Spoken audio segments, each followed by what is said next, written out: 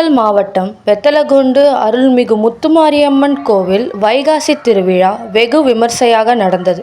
பக்தர்கள் அக்னிச்சட்டி, பால்குடம், மாவிளக்கு, முளப்பாறை எடுத்து தங்களது நேர்த்திக்கடன்களை செலுத்தினார்கள். தொடர் அம்மனுக்கு பொங்கலிட்டு வழிபட்டனர். விழாவில் கலை நிகழ்ச்சிகள், பக்தர்களுக்கு வழங்கிய அன்னதானமும் சிறப்பாக நடைபெற்றது. இதில் வெத்தலகுண்டு பகுதியைச் சேர்ந்த ஏராளமான பக்தர்கள் கலந்து கொண்டு சாமி தரிசனம் செய்தனர்.